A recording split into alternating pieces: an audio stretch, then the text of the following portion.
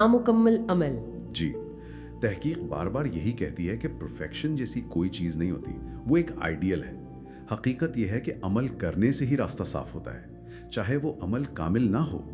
तो बस कर गुजरो भले ठीक से ना हो वाला उसूल। बिल्कुल, इसे अभी करो भले ठीक से ना हो। एक छोटा सा नामुकम्मल कदम भी आपके उन 10 सवालों का जवाब दे सकता है जो आप सिर्फ सोचते रहकर कभी नहीं जान पाएंगे। ये बात तो अहम है, खास तौर पर आजकल के दौर में।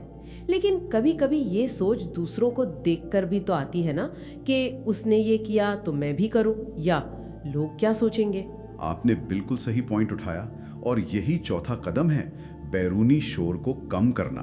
बैरूनी शोर यानी दूसरों से मवाजना, उनकी राय का खौफ। ये अजाफी सोच को बहुत हवा देता है।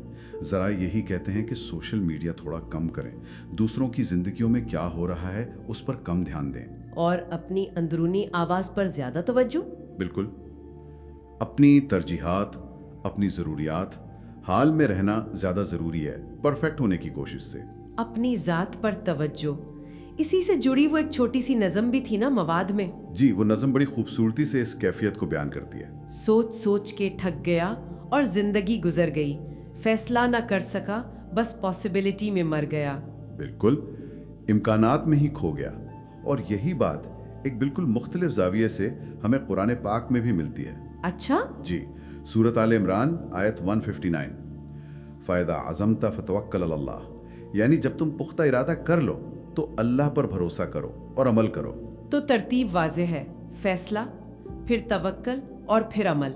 जी, फैसले के बाद अगर मगर की गुंजाइश नहीं, तवक्कुल और अमल। तो मतलब इंतखाब हमारे पास है, या तो हर फैसले का पोस्टमार्टम करते रहे, या उस इजाफी सोच से निकलकर अमल की आज़ादी को चुन लें। बिल्कुल, याद रखने वाली बात यही है कि अमल से सिमत मिलती है और खामोशी से, मतलब अंदरूनी शोर कम करने से वजहात आती है। और आखिर में वो एक बात जो शुरू में कही थी और जो इन सब बातों का निचोड़ है। हाँ, वो अहम याद दहानी, ओवर थिंकिंग तुम्हें सेव नहीं कर रहा, ये तुम्हें सैबोटाज कर रहा है। सैबोटाज कर रहा है। जी, ये इजाफी सोच आपको किसी खतरे से बचा नहीं रही, ये आपको आपकी अपनी सलाहियतें इस्तेमाल करने से रोककर आपका रास्ता खराब कर रही है।